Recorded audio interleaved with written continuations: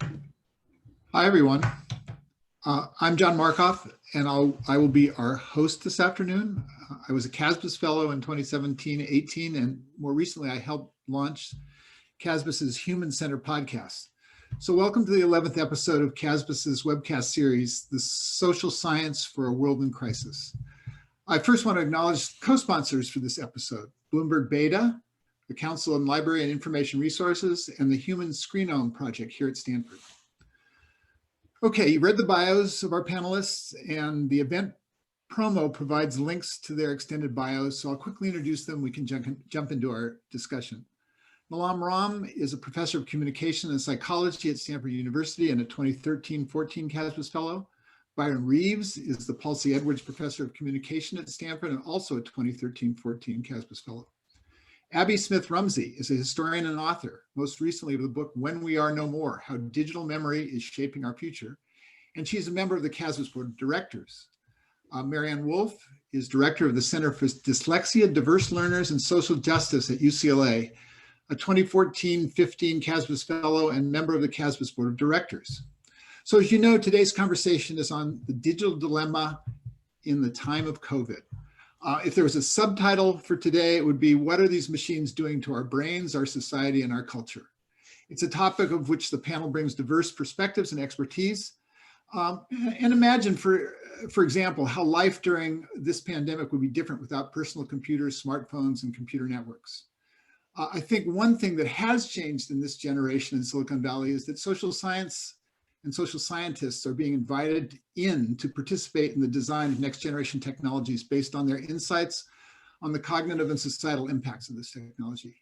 So here's how we'll proceed. We'll begin with brief introductory comments from Maryanne, Byron, Nilam, and Abby, and then we'll jump into our conversation. And just a brief note to the audience, feel free, if you'd like to help steer our conversation, you can submit questions using the Zoom Q&A feature, and I'll try to keep an eye on it and see if I can get you into the conversation. So let's begin. Maryanne, why don't you go first, followed by Byron, Nilam, and Abby. Okay, welcome to everyone. And first, thank you to Mike and Margaret and Megan and Sally and everyone at CASBS and my esteemed panel members whom I'm learning so much from already. I want to introduce us to actually the very concept of a dilemma. What a dilemma poses for us is potentially equally significant, equally true, potentially equally true perspectives that differ. And that's what we're going to have today about the digital world. As some of you know, I have recently finished a book, Reader Come Home, The Reading Brain in the Digital World, and I will be bringing a perspective from cognitive neuroscience to this. But before I do, I actually want to preface everything we're saying by my colleague Sherry Turkle's remark about technology itself. And she said, in paraphrase, that we err as a society, not when we build the innovative and new, but when we neglect to understand what the new disrupts or diminishes. Now, from my perspective as a cognitive neuroscientist, I feel responsible for understanding what is being disrupted as well as being expanded by digital devices for our children. And I want from the start to state that the implications of understanding what different mediums do to the processes of the brain, especially the reading brain, has implications not only for the intellectual development of our children, but for the trajectory of our species and society. In other words, I'm going to make the bold assertion that what we are doing is trying to understand the relationships between what is being disrupted, diminished, and expanded, and we as a species and as members of a democratic society. I want to make those links. Now to do that, I'm going to do the impossible. I'm going to do 4 lessons in 4 minutes from neuroscience about the reading brain and how that can give us a kind of example of how we should be trying to figure out the dilemma that is even more ironically posed to us as all of us listen to each other on digital devices. So the first thing that I want to state is very simple. No brain of yours or mine was ever meant to read. Rather, new inventions like literacy and numeracy demand a new circuit. Well, when we build a reading circuit, we did something really extraordinarily wonderful. We took something very basic, and over time, the thing itself expands from what it reads. So we moved, every child moves, and our species moved from very foundational skills in that circuit to this elaboration of deep reading processes that move from making analogies from what we know to what we read, to pulling together perspectives of others, to infer, very importantly, to have an opportunity to take on perspectives that are outside of our own, to make inferences from them, and to build critical analytic models of what we're reading. In other words, reading has allowed our species to go beyond itself, to go beyond the information given. Now, that's number one, and if you will, number two. Number three as a lesson is tougher. And that is that circuit is plastic. And that plasticity means that it's going to reflect the writing system. Italian is different from French, is different from English, and all alphabets are somewhat different from Chinese or Japanese. More important for our conversation, the medium itself will be reflected in the circuit. And our last centuries have built a reading circuit that has been reflecting the emphases of those slower processes, cognitively slower processes. Print is doing that, has been doing that. And the digital medium has a different set of affordances that are also going to be reflected in the brain. Now, bombardment of information requires us to have formed a new mode of using that reading circuit. We have all become skimmers, but there's an implication that we really need to understand, and that is skimming is not the same as utilizing, deploying the more time-consuming deep reading processes. The questions this makes us have to confront as a panel, as a society, is what are the implications for the development of new reading brain circuits and their deployment in us who are becoming skimmers and not necessarily deploying those critical analytic skills, the empathic skills that have made us who we are. It's not that we can't, there is no binary. It's that we are becoming more and more accustomed to using less and less of those deeper processes. And so we're left with, in cognitive neuroscience, understanding the evidence at every developmental epoch.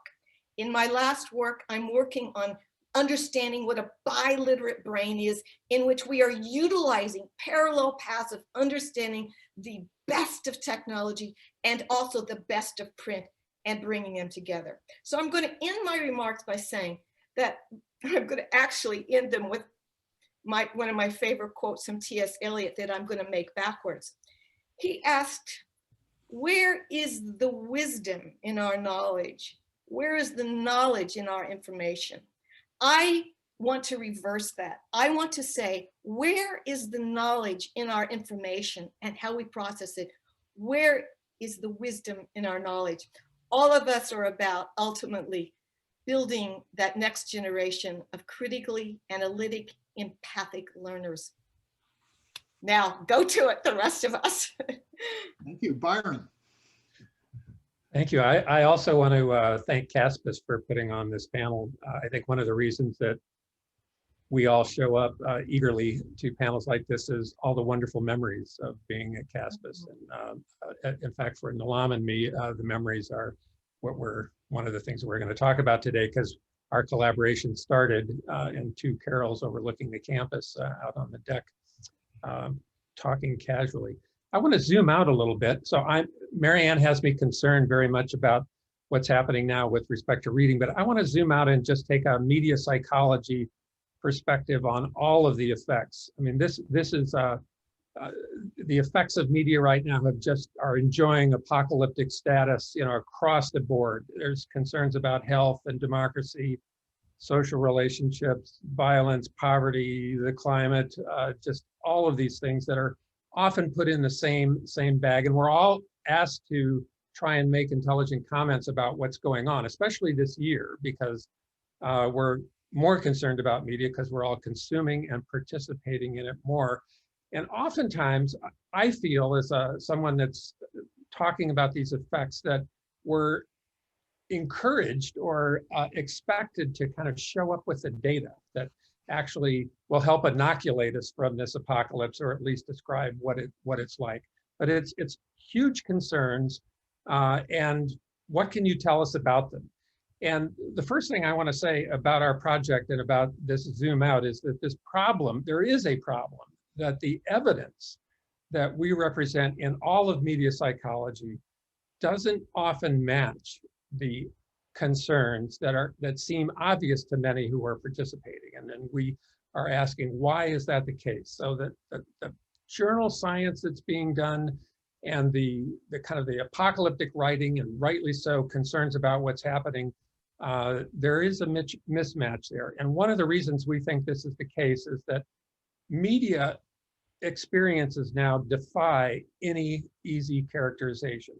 In fact, that may be the most difficult half of the equation of trying to put media against all these important concerns, whether it's reading and thinking, or political ideology and voting, or health issues, or developing a relationship.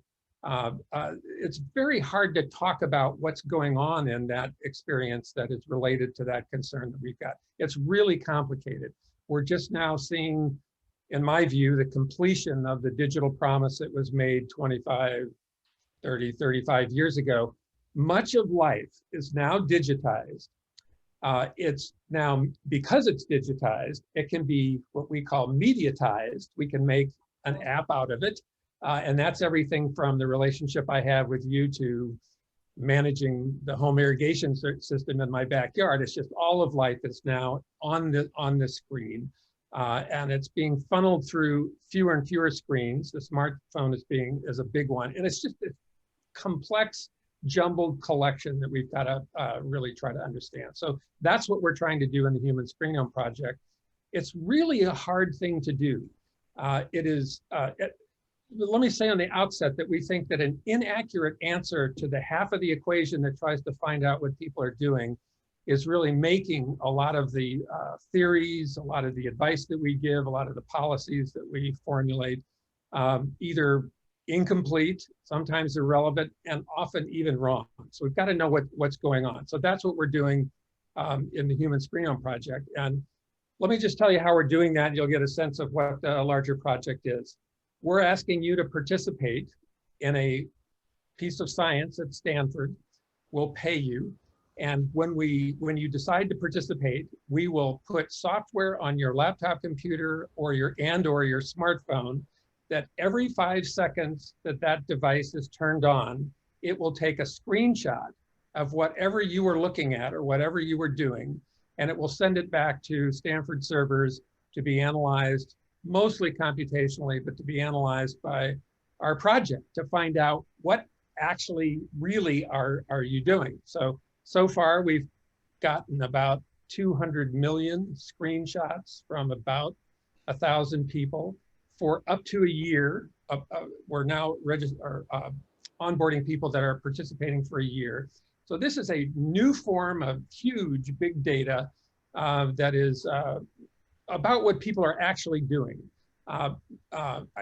So there's much to say about the privacy and the data security and the software and how we do this, but sufficient to say right now that this is something that a participation that you're involved in that requires no active engagement on your part other than signing up and getting the software loaded. You just generate the data as it's happening. So what do we see? So imagine you're a participant and we have your digital life for a year, every 5 seconds that one of your devices was turned on, and we're watching the movie. of what your digital life looks like. So when we play it frame by frame, this is Nilam and I did this. The very first movie we made was in 2014. And we've been doing, millions of these screenshots, put in what we call them the screenome as this is happening. What does the movie look like? One thing I could say about the movie, if we did it for anybody or whoever's out there listening right now, is that the movie, for your participation in this event already, has probably got a lot of interruptions. There are probably a lot of other screens going on. Maybe somebody's watching CNN on the corner. There are a lot of self-imposed fragments that are just that you're placing actively all around us. So that's one thing to say about it. Whatever we're talking about with respect to the people that are in our research is true of, I think, of all of us and what we're doing today. But here's some major pieces of that movie that we think are really important. First of all, it's extremely fragmented. And I don't mean fragmented in that you do something different every hour, every day, or season. I mean every moment, moment by moment. The average median amount of time you spend on any digital segment doing one thing before you switch and do something else is about 10 to 20 seconds. A lot of longer ones, but a whole lot of shorter ones as well. So lots of fragmentation. So that's something, this is radically different content being sandwiched together in any way you like, because the interface and the content is all, we can jumble it up however we want. So fragmentation, and these are short segments. I'm not doing this, but if I was writing a book about our project, the title would be Short. And this kind of radical combination of short things. A second thing to say, your screenome, your movie, your sequence of screens is very idiosyncratic compared to everybody else. This is hugely disappointing to social scientists who want 3 or 5 categories of people, but there's so much stuff because everything is digitized and the interfaces make it so possible for you to uniquely experience this world that what we're finding is that these records, these movies are very idiosyncratic. So that's a second important thing. A third one, the content that we often talk about in distinct silos now becomes interdependent in these short segments. It is very difficult to talk about politics, stop, health, stop, purchases, stop, social relationships, stop. It is bang, bang, bang, bang. These are radically different silos of information or even expertise of social scientists. Now that information is being put together into threads that's anything that makes sense to us, but may not make sense to anybody else. So this interdependence, this psychological blur, you can't talk about health in the COVID times without also talking about your relationships, your politics, your money. They're all together. So these threads of different content is very, very important. So just a few quick conclusions or comments there about what we're finding in the data. So some conclusions that are informing our discussion about what's important, bad and good, about what's happening right now. One is, above all, it is not terribly researchy, but it is above all else, screen time as the most predominant measure throughout the history of media psychology and media effects is not a good measure of what's happening right now. The difference between 3 and 4 hours of the stuff that we're doing right now may not be that important. It matters much more about the details. So screen time empirically does not turn out to be a great predictor. We need to move beyond screen time. It's not how much time, it's the details of whatever the heck you're doing. So, and these details are better matched with the concerns that we have. So if you want to talk about, John said he might want to talk about addiction to media. You don't want to talk about being addicted to spending 3 or 4 hours. You want to talk about addicted to turning on the phone, seeing if you got a message back and then turning it off. That's probably more consistent with the dopamine rush associated with biological models of addiction. So the details matter. These happen in very short segments. Sequencing is really important. You can watch people's movie and you can see them going from a conversation with a child to a piece of work on a computer, to a video conference at work, to some pornography, to buying a t-shirt, to, you know, and all within seconds of each other. So sequencing, very important. We need to think about how we get out of these silos of information so that we're not just political scientists or health scientists talking about our own domains, but really talking about these threads that cross domains. And then the last thing I'll say is that it's very difficult to talk about these effects without falling into, are they bad or good? And we talk about whether they're bad or good, and especially the bad ones deserve a lot of conversation, but we're much more interested in talking about how powerful they are for bad and good, and how they work in either case. Thank you. Nilam, you're next. Thanks, Byron. Thanks, Maryanne. And thanks also to CASBS for, it's nice to be back at CASBS, even though the view here is a little bit different than the view that we had from the deck. But thanks for the inclusion here as well. So I'm coming from a developmental psychology perspective, the way that I'll present here, and also a methodological perspective. So lifespan developmental perspectives highlight that individuals' biology, psychology, and social development manifest at multiple levels of analysis. So that's everywhere from cells all the way up to society, and also at multiple timescales. And that's processes like Byron was talking about that happen on the milliseconds basis, and also processes that happen across millennia on an evolutionary basis, as Maryanne was referencing as well. So our behavior changes over years and decades as we age and as we move through different life stages. So adolescents operate on their devices differently than adults operate on their devices. And also in our society, as our environment changes, the technology is changing as well. That's all influencing how it is that we develop and how it is that we act on an everyday basis. So our actions, thoughts, and feelings and behaviors also change at very fast timescales. So one moment I'm in my email, one moment I'm on Zoom, one moment I'm making a meal. So all these activities are also happening very quickly. When we want to intervene, we're often intervening on those fast timescale processes with some hope that our interventions on the fast timescale processes will influence those long-term developmental processes. So behavior itself can be considered as a product of both the long-term processes, like technological change, and the short-term processes, like what I do on my smartphone right now, what that allows me to do. It allows me to make calls, to read news, to text my friends, to watch cat videos. Those are all included in my momentary behaviors. And those will differ in accordance with also those long-term processes. The adolescent is going to move through the information flow in a different way than an adult might move through that information flow. So there's good theory about how technology and innovation proceeds. Our colleagues will talk about that, I'm sure. There's good theory about lifespan development and how aging processes proceed. For instance, cognitive slowing, something that we might see in the way in which people operate on the devices. And there's also good theory about fast timescale behaviors, like how we regulate our emotions. Why is it that I'm switching from one activity on my smartphone to another activity that could be in part to regulate my emotions? That email rejection that just came in, I might want to do something different in order to remove myself from that. That doesn't seem always like a bad thing.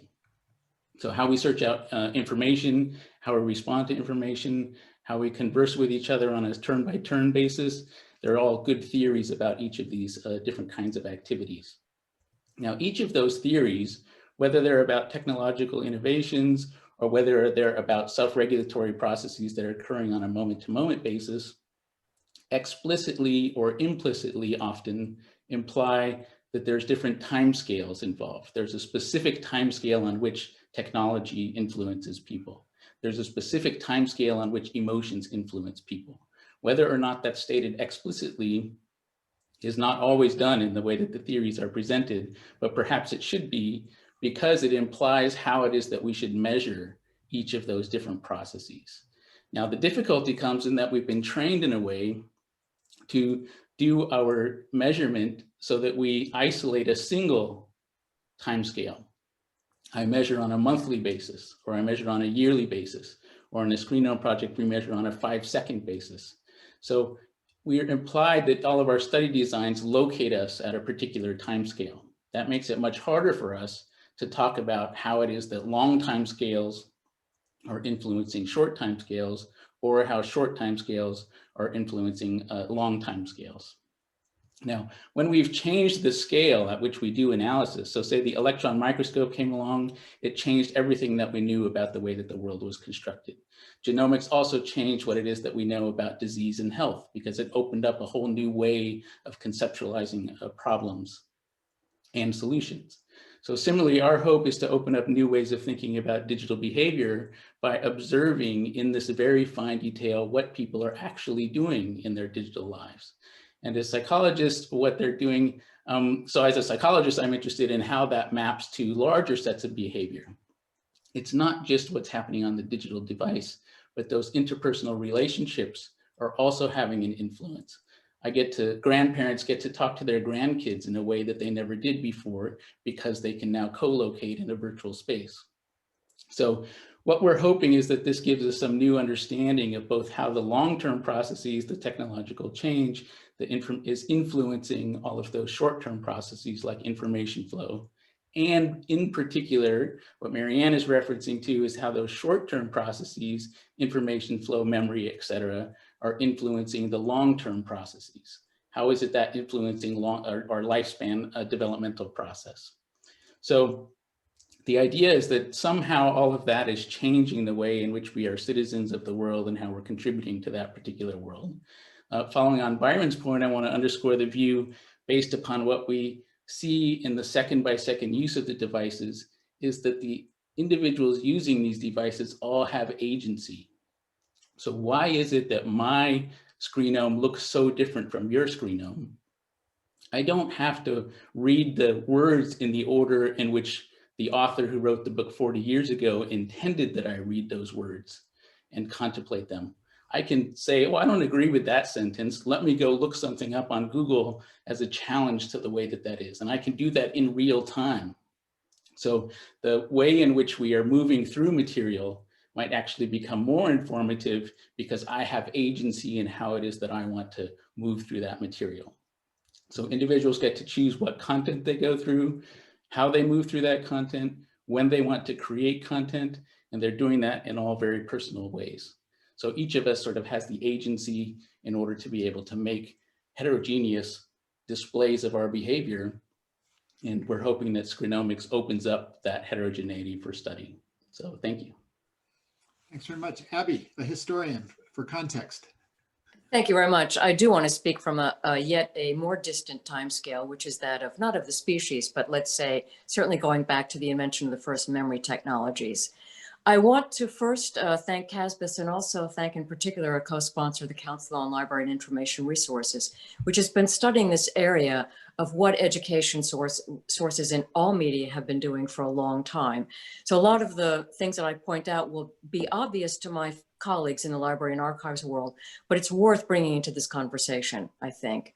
Speaking for the long term, I'm really definitely in the, curb your enthusiasm and curb your alarm mode. So I want to try to normalize some of the things that we're seeing that we're so desperately concerned about or irrationally optimistic about. So, humans create tools and like books and computers, and the tools we create in turn shape us.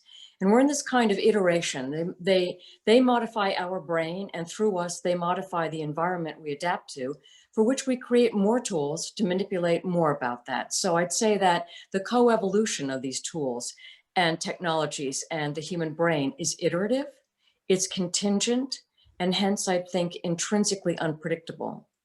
Although I'm going to contradict myself already and say that there are some things which are quite predictable about technology changes, which is that what the inventors of these new technologies think they're doing is not at all what turns out to be the case. And I'm not just talking about unintended consequences.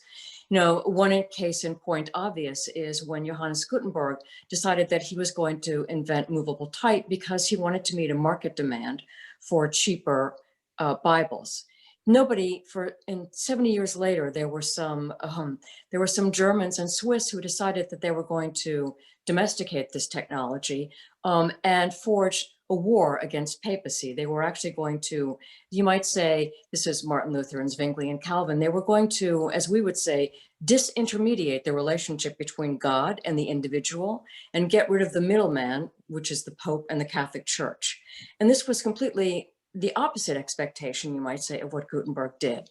None of this was known at the time. None of this was known in Martin Luther's time. This is only something which is understood hundreds of years in retrospect by historians. So I want to urge a little humility and also some calm. We live in an unpredictable future, and that's just the way it is.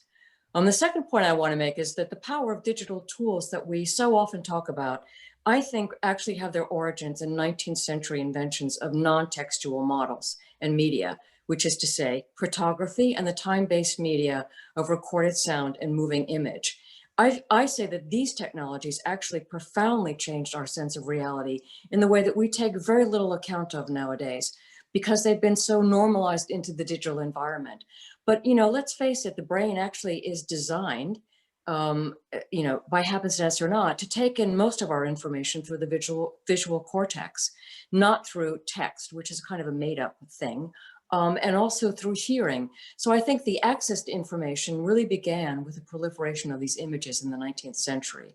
They are more widely disseminated now, but I'd like to know what is the difference between absorbing all of these non-textual media through digital media rather than in physical forms. And this leads me to my third point, which is the profound epistemological shift that digital has brought upon us. That is, digital influences the way we think about thinking. I want to first point out that that epistemological shift has really impacted the library and archival world first and very dramatically. And they've been extremely thoughtful about this because they are charged with actually stewarding the inherited knowledge of generations of millennia and passing it along intact, uncensored to the next generation. So we have always in libraries and archives preserved that information by preserving the physical formats upon which they are recorded. And that's also how information is classified. It's actually how we think about it. Oh, can I get that book, please? Oh, can I get that movie, please? And there were physical acts, going to the theater, picking a book off of a shelf. That's not the way anymore. And libraries are really having a devil of a time trying to figure out these new epistemologies to understand how to categorize and organize knowledge. It's something that, that Byron was talking about, how they're all basically integrated now into one single delivery system. And I'm really curious about how that affects the way we see things and think about it. The computer really began to change the way we thought about thinking when John von Neumann introduced the metaphor of the computer as a brain, or a brain as a computer, kind of logical processing.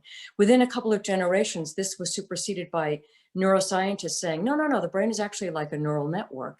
And now I think with the invention or development of artificial intelligence, we're looking again at how human intelligence works, because there are things that machines cannot replicate about human intelligence, not logical processing, but human intelligence, which I think, again, challenges us to think deeply about how we know and what we can know. And I want to leave with a final thought, which actually is a challenge to Maryanne, to my other panelists, and also to the audience, which is that, as Maryanne says, that if reading a book or a long text developed slower, time-demanding, deep reading skills that in turn facilitate inference, critical analysis, and empathy, what are the implications for democracy? I ask that because our democracy was created a long time ago, frankly, by a handful of white male property owners who were men of letters, deeply literate, but I wouldn't say that their literacy made them any better at inference than an illiterate hunter tracking prey in a forest, or especially more empathic to people who did not look like them. So the literacy, the joys of literacy, which supposedly spread from this view, this Enlightenment view that we are sort of endlessly perfectible human beings, is really, to my mind, an outmoded view of human nature. And I wonder if that actually poses challenges for democracy, because democracy is fundamentally based on those views of human nature and views of communicating, which are no longer current in the 21st century. And I think that's also something that we can track with research into the digital realm. Thank you. Thank all of you. That was great. A good introduction. Let me start. I've got questions here from the audience, and I'll try to insert them. But I want to start by drilling down a little more deeply into the Screenome project. And Byron, while you were talking, I realized that John McCarthy, a Stanford computer scientist who died in 2011, is actually the inventor of time sharing or the multitasking operating system. Is he our villain or hero here? I know him as the father of AI, but I didn't think of him as the father of distraction. Well, possibly, but I think what we've got are devices that finally are allowing us to do what we naturally would like to do. It may not be the best thing for us to do, but as Maryanne pointed out, but I think it's very natural to want to regulate moment by moment what's happening. I might want to go from something particularly negative to something positive. I might want to consume a little and then produce a little, all on these short timescales. So I think that what we've got are devices that are, and I don't think we're done yet at all. I think we've got a ways to go that really allow us to do what the brain was and our bodies were actually built to do competitively in social environments. So I'm not sure I'd blame it on him, but a little bit. It's certainly an affordance that makes it more possible to do more different things that I choose. Let me ask you about the instrumentation that you guys have done. As you were talking, I was looking around my room and I've counted 7 screens without even really turning around in my room. And so are you instrumenting all 7, or are you working on one and only capturing 1/7 of what I do?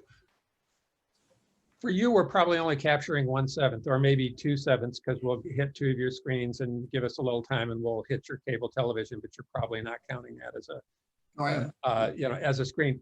Interestingly, there is very little 2-screen digital life. We talk about that a lot. A lot of the commercial folks are very interested in competitive screens and using your smartphone while you're watching a football game and whatnot, but that doesn't seem to be happening all that much. So everything is getting funneled through fewer and fewer screens. We used to have 7, 10 routinely, and they were all devoted to certain functions, but pretty much everything is coming through that laptop and smartphone.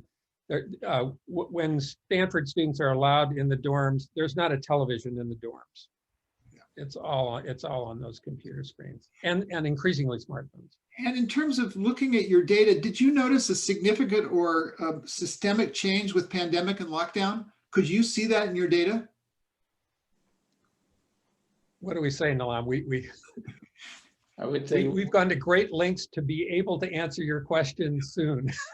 And so, we have a couple hundred people that are signed up for a year that are where the research is oriented specifically to COVID times, and especially with respect to fortnightly or periodic health inventories and diagnostic questions that we are.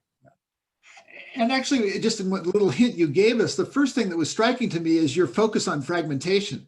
I didn't expect that either. I would have thought there would have been, for example, a category of gamer, a large category of gamer, where they would stay wed to the screen for a long time. Is that not true?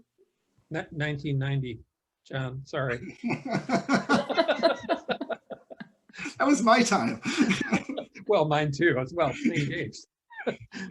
No, it's really not the case. People are just, it's very, very hard to categorize a theme, over time. The fragmentation is so in 2014, and when we were at CASBS, Nilam and I went down to the engineering school, put up thousands and thousands of screens on this big high definition, a bunch of walls over there, and we started looking at the data without using Nilam's magical quantitative skills.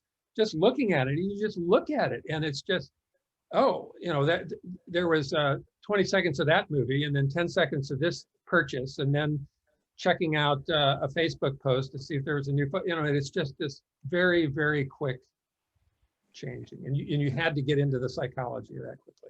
Is that kind of multitasking behavior? And well, so 2 questions. First of all, do you see anything by type of screen?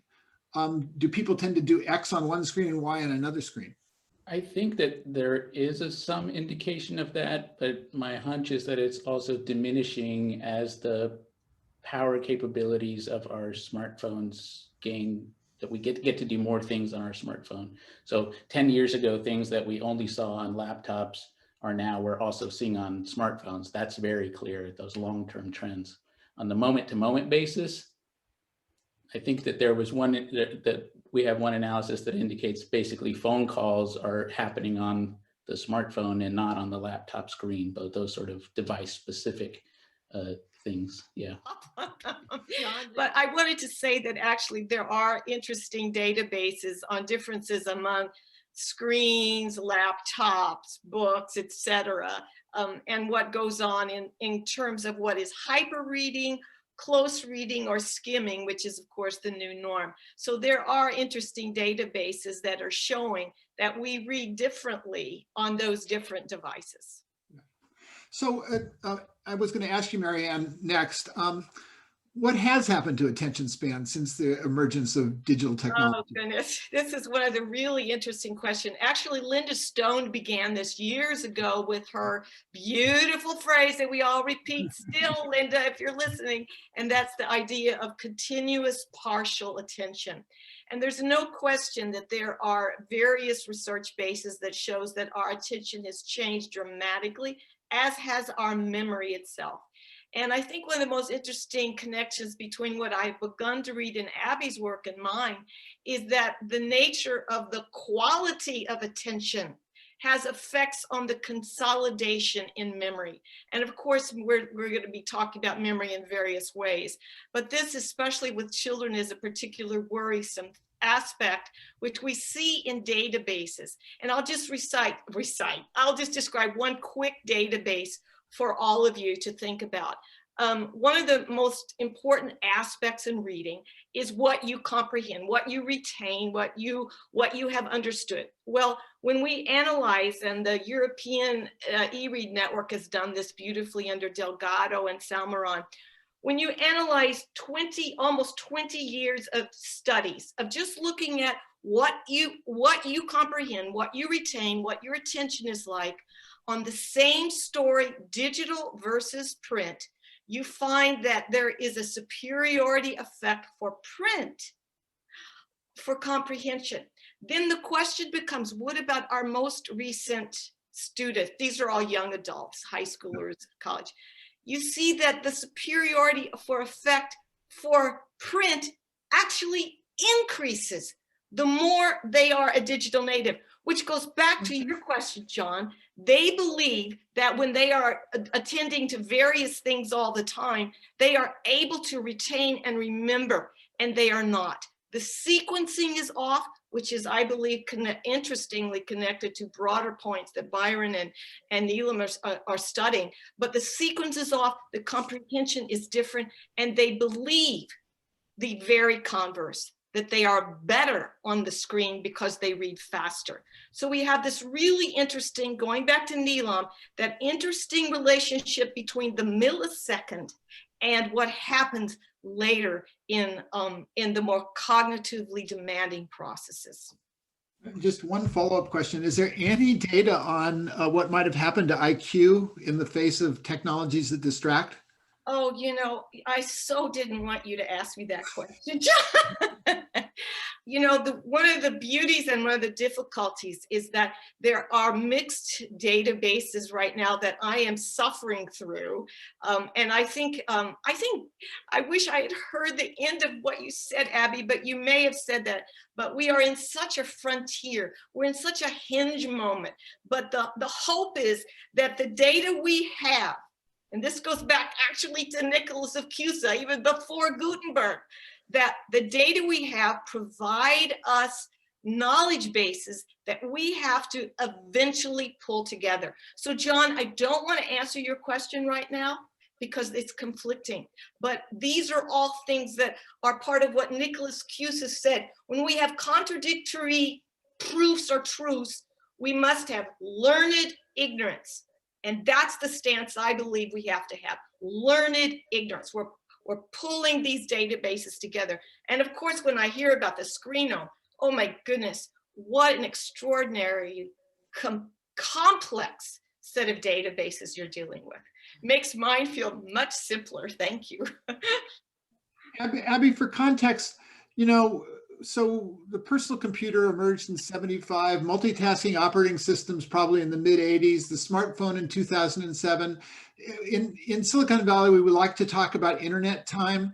And we used to like to talk about things getting not just faster, but faster at exponential rates. And that maybe changed in 2015. But could you say something about pace of change? You have a long view that goes back to Gutenberg. Yeah, and before, I mean, it's very hard to know, to get a sense, because we only know about, we only know as much as we have evidence for. And the people about whom we have evidence are a very small number of people who actually lived. So I want to keep that in mind. But there's every reason to believe that whatever time frame people lived in, whatever period they lived in, they felt that there was something very special about their time. Very often they fell into apocalyptic thinking because they anticipated something terrible. Remember, they didn't even have a sense of whether the Earth moved around the sun or the sun around the moon. So, I mean, they had a very different cosmology. And I think they had a very different sense of time. They had a much shorter lifespan.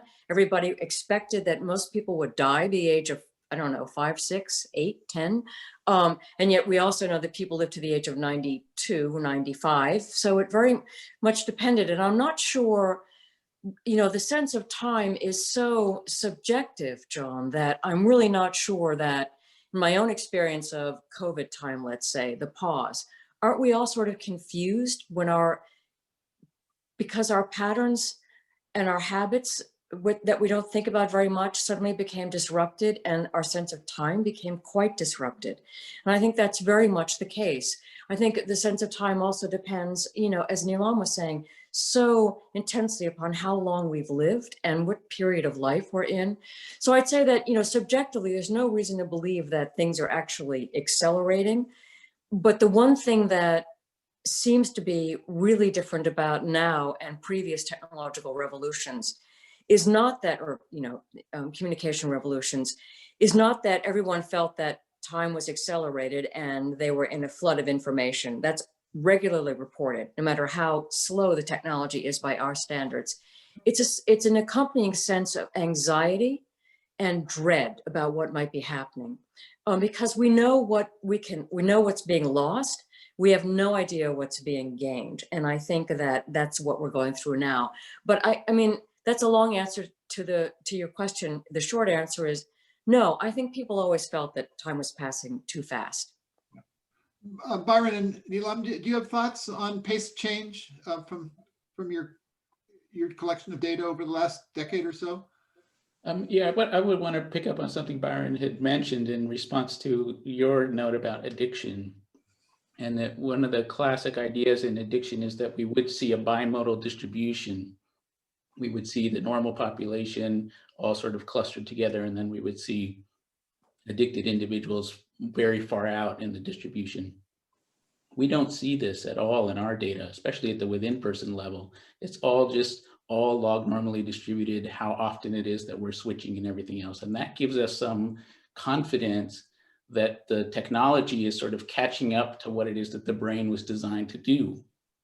And so the reason why we're switching among all of these different activities is that that's what we were built to do in an environment that was potentially had lots of threats in it. I need to pay attention to all of those different threats. So there's a reason why I don't sit and do one thing for a very long time. My brain was built to do something different. Nilam, you should tell the story about driving through Nevada to get to California a couple of months ago. Yeah, so driving through this huge expansive space, I had the notion in driving through there that time is just completely different in that environment, where it's okay to do it tomorrow because the world is going to look exactly the same. The dust is going to blow in the same way each day. And that really is different from living in metropolitan areas where things are moving very quickly and there's lots of stuff to pay attention to. Sort of gave a space that was useful. One thing to add to the acceleration issue, which is a great one, and historically, I know this from discussions with colleagues, is not only fast or slow, but the rhythm of life and the rhythm of these experiences. So there is very much a digital rhythm of, especially on a smartphone, of spending a little time and then change, switch. So you get these kind of this syncopation that becomes similar to how films are cut and edited. And so it's not only the pace, but you get a structure of thinking and experience. I will say that was also something that's widely reported among, people working in factories in the mid-19th century, where that kind of industrial production unit really changed people's sense of time. And of course, it completely changed their bodies. So they started to have these kind of repetitive motion injuries, which also affected their understanding of time passing. And so, working a 14-hour day seemed like it was very, very short all the time, and yet virtually exhausting. I mean, there's a lot of literature about that. I'd like to make a slightly different point, and it actually goes back to Aristotle. And he was talking about time and life and the good life, the good society. And one of the things that he said that I always think about in cognition is that there's the life of productivity, activity, and entertainment. But then for the good society, and I would say for the good reader, for the good thinker, there has to be time for the contemplative mode. And my worry about living in an age of distraction, a landscape of distraction, which, just as Nilam said, is genetically wired for us to have a novelty reflex and always move our attention to what is novel, we are giving less time to that reflective, contemplative aspect of human processing. And that version of time, if you will, I think is really important for us to think about as we deal with this dilemma in front of us. John, let me just say something about Maryanne's comment about partial attention and this notion of distraction and interruption as being a major feature of media. And I think it is, and I think it's absolutely important, but there is a sense in which the switching that's happening now, the fragmentation, the fast pace, is self-induced.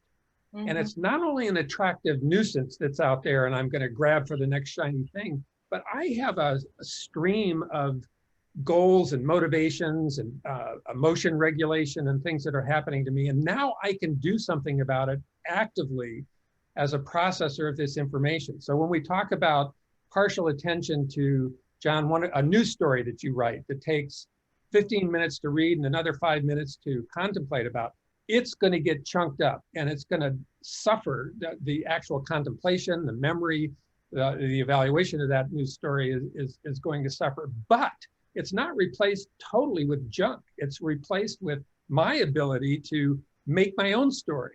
I'm making my own consciousness. I'm following my own threads, and sometimes purposefully and actively, sometimes kind of accidentally, but it feels good to me. So it's my thread, my story, instead of your story. And that's true for a commercial, a movie. Movies are never watched from start to finish now, or in almost any unit of media experience that you can imagine. Well, let me connect that question to the earlier question about the fate of democracy, because, in the 1980s, Nicholas Negroponte at the Media Lab got a lot of attention for this notion called the Daily Me. A news source that was just yours. And now we're obviously there. And it's coupled in some way to this notion of, well, I'm thinking about individual fragmentation. We all have our own newspaper. Could you guys talk about what the fact that there's no longer a single or even a set of narratives, but that there's this multiplicity of narratives, and what does that mean for democracy? Yeah, but I will say, sorry, Nilam, go ahead. No, go ahead.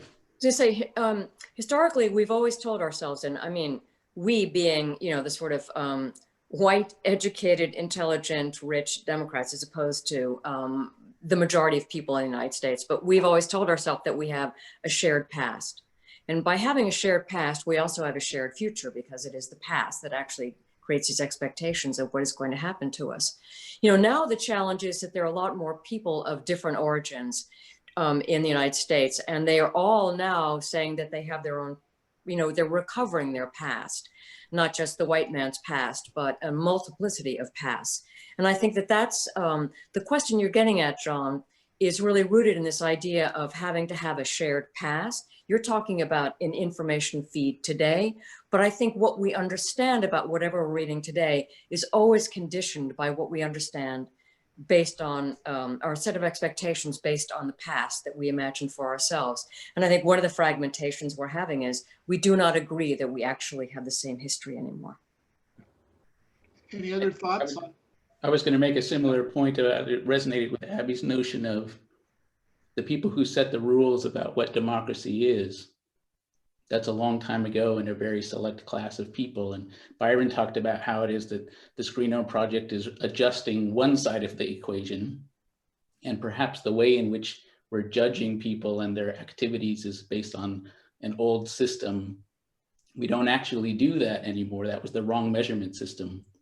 So I can imagine something like reading comprehension being the case that if I'm a student who has lots of variety of thoughts while it is that I'm reading something, we just didn't have a way to measure that before. We didn't get to see that while I was reading, I was actually thinking about 7 other different things, including what the grocery list was. But now we get to see it in real time on people's devices as they do that. My question about that, Nilam, and it goes to all of us, is that it's one thing to talk about our personal narrative or our agency. It's another when it is externally distraction oriented. In other words, we are becoming not, our agency is changing. So I look at both the negative and the positive of this whole concept of distraction, and what, you know, the people who are very cognizant of what intermittent reinforcement means in distraction, and how that really changes comprehension, it changes attention, it changes our own narrative. And my hope is that we can learn enough so that we have control, we do have agency over the variety of things that happen, and that they aren't being fed to us. Let me bring in the audience. We have a bunch of audience questions. This one is directed at Nilam first, but other people jump in. This is from Jim Kuhn. Nilam, although we all have agency, it isn't always the case that we are all self-aware of either that agency or the implications of specific ways we deploy it. In what ways can your study help teach us to be reflective about and ideally more self-aware about what we actually do and what we can do instead? Interesting. Yeah, so this is an interesting thing about I don't think that we realized the sense of the ways in which people are expressing their agency until we actually got the data and were able to see people switching on this 10 to 15 second basis. So I sort of take that question as leading us towards, and then what are we going to do about the way that people are doing their agency? Making them self-aware of it. We've talked a long time about having a closed loop system where now that we can collect the data, that we could provide in essence a dashboard back that would allow people to reflect on the ways in which it is that they are consuming information, moving through information, producing information. And that might that's the first step. The next would be to design some interventions that would help them optimize their particular goals for how it is that they're expressing their agency. So let's see. Also, I'd like to, this is from Dan Hoffman. I'd like to hear the panelists speak to the implications of all of this in our education systems. Well, I guess I will begin by saying it's such an extraordinary moment in time when we are both able to use technology in some ways at its best, and yet are confronted by the very inequities that all of us have in some way talked about. There is, even in California, 67% of our children are not receiving adequate connectivity. And so if we look city after city, so we both have the promise of how technology can help us, but we have also seen already the amazing problems in regression that are happening because not just of the connectivity problems, but the nature of the difference between having a human relationship in the teaching of a content area and the digital one. So we have many questions that are going on, but there is no question that we have in many of our children at least 10 months of regression that's going on.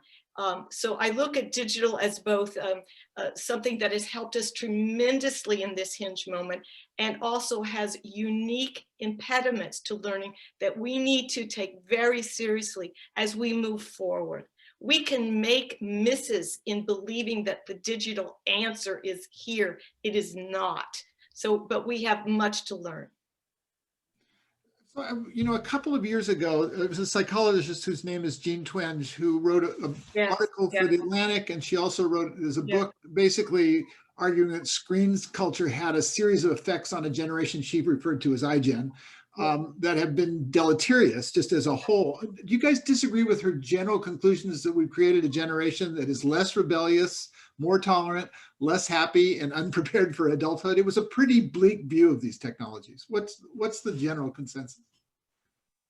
I'm always wary. I mean, it's an old study, and I'm suspicious of it to begin with, because I don't like single explanations for what's wrong with an entire generation. And I think it's very particular. I think everybody is particular. I think that the technology itself is very seldom anything other than a reflection of the way children are taught to use it. So I think now we're talking again about education.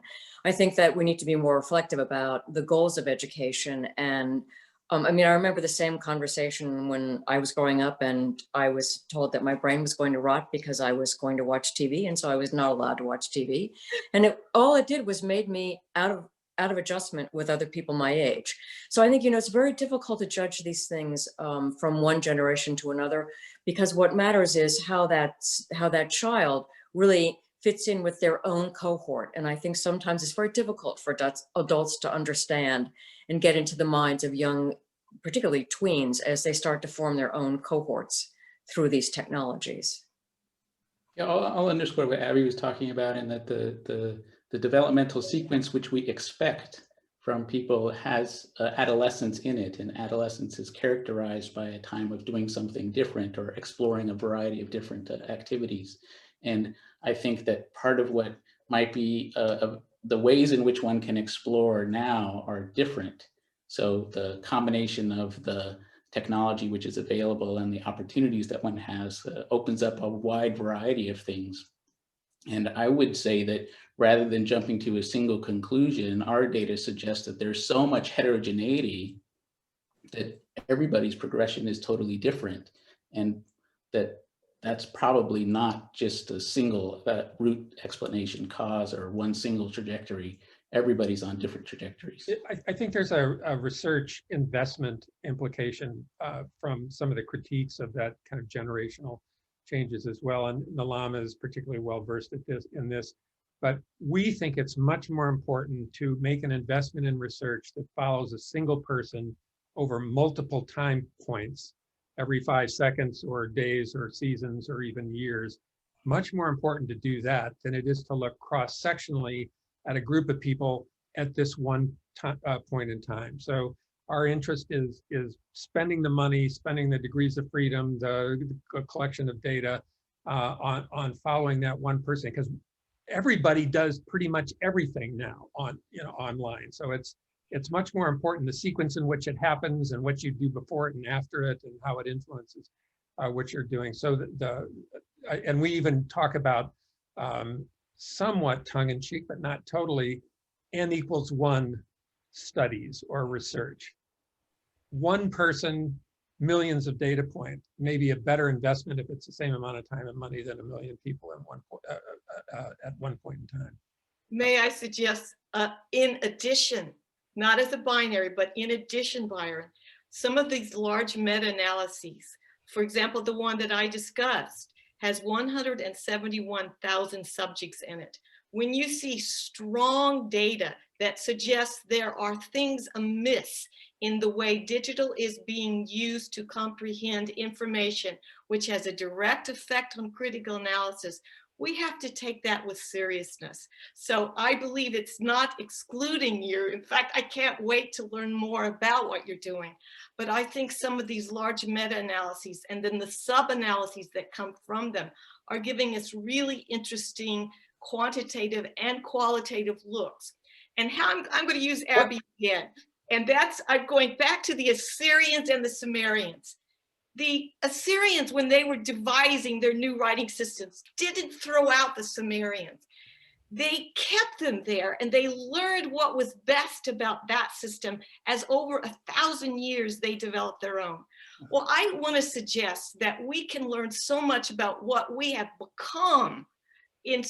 For me, of course, it's neuroscience, studying the reading brain circuit with print, but also learning what is changing as a way to redress the weaknesses of the new system, but not to throw either away, but to learn from both as we move forward. Evolution makes misses when knowledge is not there. And so I want this concept of multiple frames of knowledge being used to help us move forward.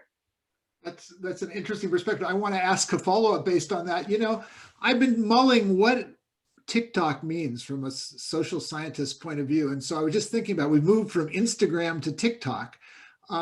As a medium, Byron, or any of you, do you have an understanding of TikTok? How do you frame it? What does it mean in the world?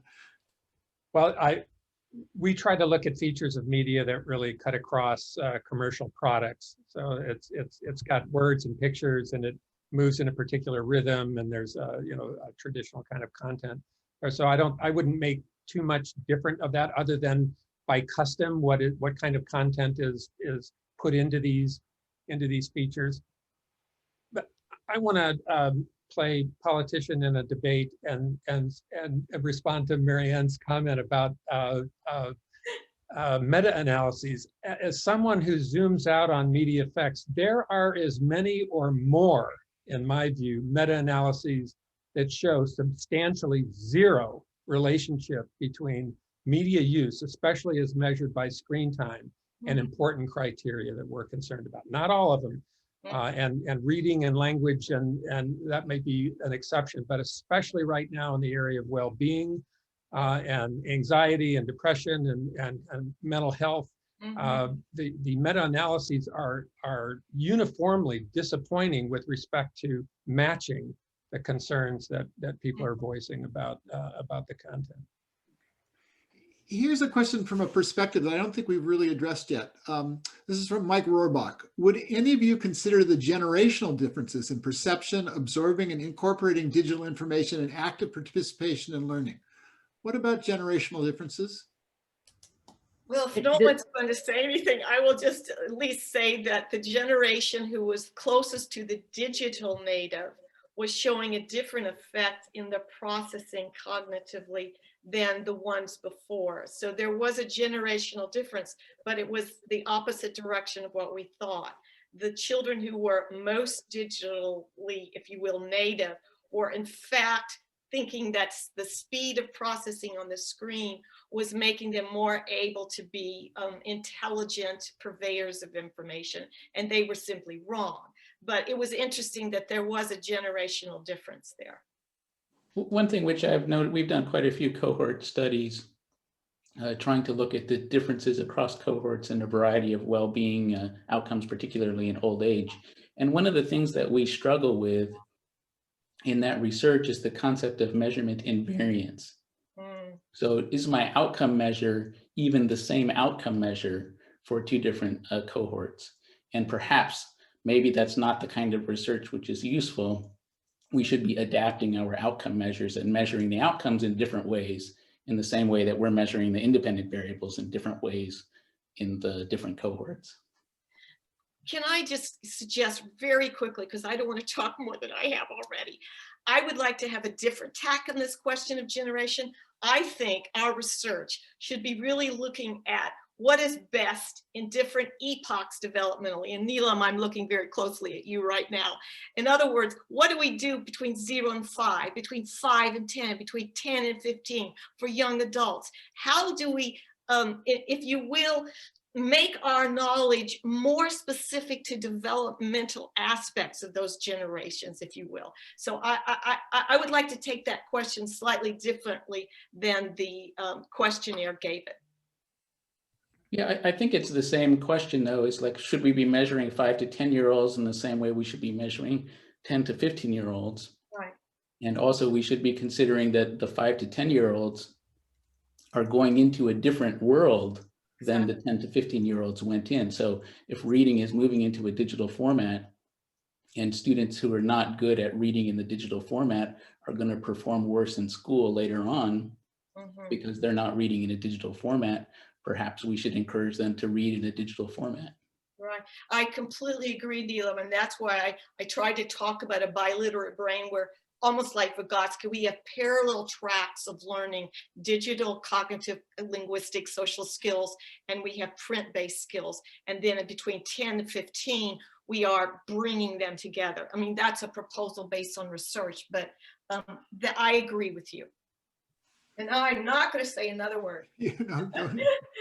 Don't go away, Maryanne. So here's a question from Faye Lomax Cook. I have heard a lot about how all these amazing technological developments are changing our brain circuits, our attention spans, our ability to read and study deeply. But what I do not understand is how. What's the process? If one looks back in time, historically, doomsayers worried about every new technological breakthrough was harmful. Were they really? I hope this seminar can provide some hard data on these issues. Well, so does anybody have insight on what's at work here in interactive technologies? What's the how? Oh, shoot. If I have to, I will speak again with one tiny little study, all right? Sure. This is really fast, and I promise not to talk anymore. So if we look at just between 0 and 5, and we look at how children are processing through brain imaging, this is the work from basically pediatric neurologists who do imaging, you see that the language regions, and this is responding to the how, the language regions of the young child's brain, when exposed to print, when exposed to caretakers who are reading, are more activated than those who are listening to that story in an audio version versus seeing it bells and whistles on a screen that's, you know, giving everything to them. So we actually see differences in the activation of those regions of the brain that are working for expressive and receptive language. So that's one small study, and it's one of many in which we're really trying to make a mosaic of knowledge bases about how all this comes together and what influences what when. You know, there's also, I'm not speaking as a neurologist, so forgive me, but it's also pretty clear that how we incorporate information, how we recall it, how we even store it in our brain, it's all tied to a spatialization of brain. And this, I think, is the real thing that we're missing about the fact that we don't have physical formats holding information, or it's all just one format, which is the smartphone. Because people really remember where something is on a page. I mean, they really do remember where something is on a page, or they can walk to a bookshelf and say, well, I know that's in this quadrant of the bookshelf, because in fact, the memory actually is spatialized in a kind of literal sense. And one of the things that's tricky about reading, particularly scrolling reading, is that there aren't those quadrants of things, so that, you know, I was just talking to a student who has the same book on her iPhone and on the bookshelf, and she finds that reading and thinking about the book is easier in print. When she has to find a specific passage, if she remembers the words, she can scroll and find it on the phone, but otherwise she actually finds it easier to leaf through the book because she has some memory of where the information is spatially. Now, I don't know how that really can explain. I mean, I don't know the brain mechanism of it, but it's pretty clear that information, particularly memory recall, is very spatialized. And that, I think, may be threatened by everything arriving on one particular screen. There's good evidence for that. Let me add something to your question about these particular commercial products, that whether it's TikTok or Instagram or something new pops up or a new device. These are all commercially defined. They're businesses, they're collections of ways to present information. And one thing that would be useful in public discussion about media effects, I think, is to go beyond the commercial container of all these psychological features that actually might cause these changes, and talk about the elements of them. So, for example, to talk about the effects of Facebook seems almost ridiculous to us, because Facebook can, of course, be watching politics, connecting with friends, stalking an ex-lover, going to a video conference at work. It can be it can be pictures, it can be words, it can be fast-paced, slow-paced. So one of the things that would really help a lot, I think, in the public discussion of this is to really try to get into the features of these commercial products that actually cause the effects that we're interested in. Ours are pretty much psychological, but they could be cultural as well. So go beyond these buckets of commercial features. There, I'll add on the other side, the plasticity of the brain is an important part of the way in which we adapt to environments. We're all born into different environments, and our brains allow us to adapt to those particular environments that we're in.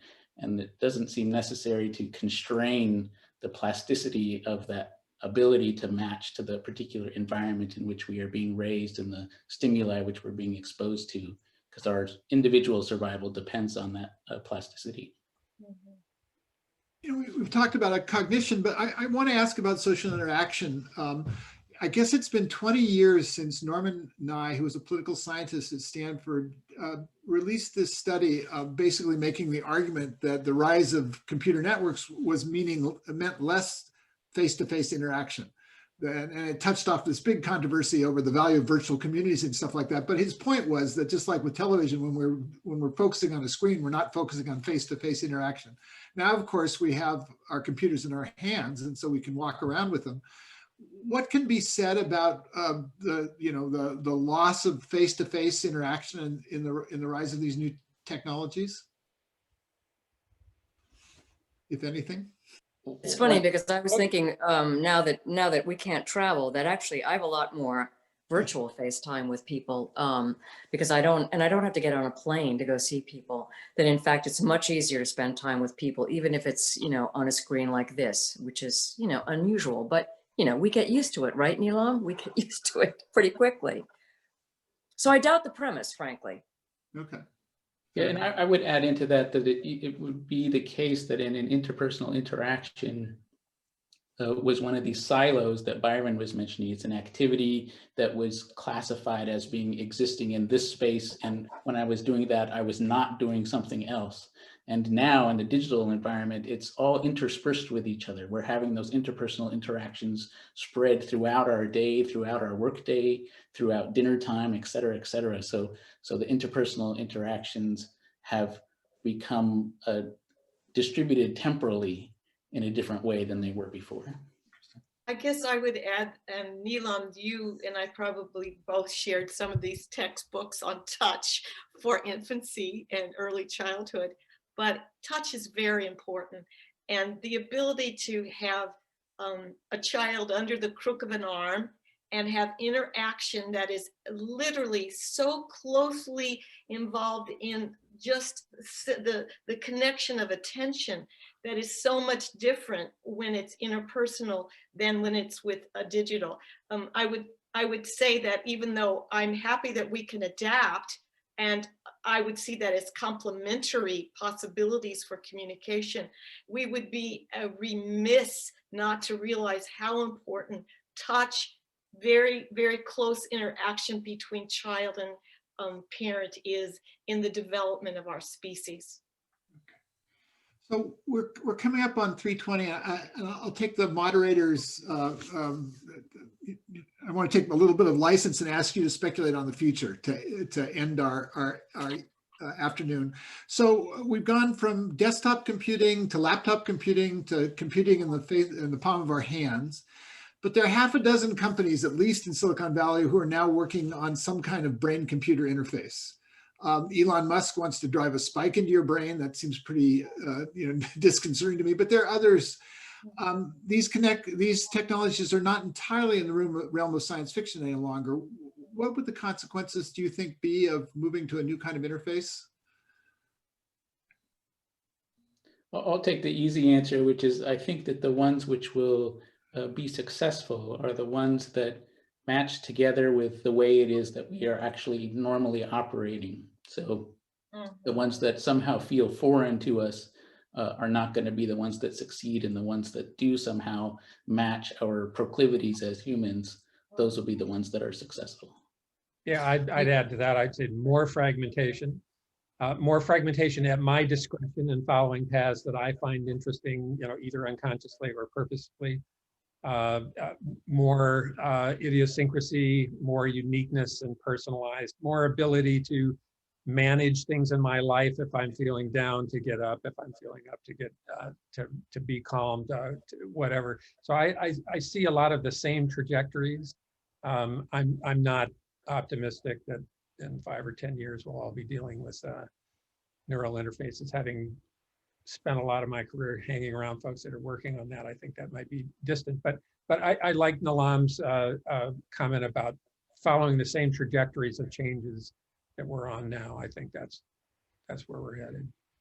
I guess I would like to suggest, and I'll never forget the first time I read Ray Kurzweil's The Singularity is Near, and came with the realization that in 40 years, many of us will have access to, I can't remember the exact figure that he used, exponential knowledge that will be at our fingertips.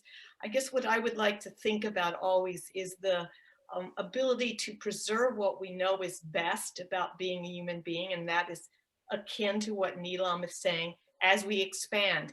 And that if we expand at the cost of loss of what we know is most important to being a contemplative, critically analytic, empathic human being, then I would suggest that we evaluate with great ethical care that expansion. So each of them would have an examination process, I hope, by us trying to be our wisest selves.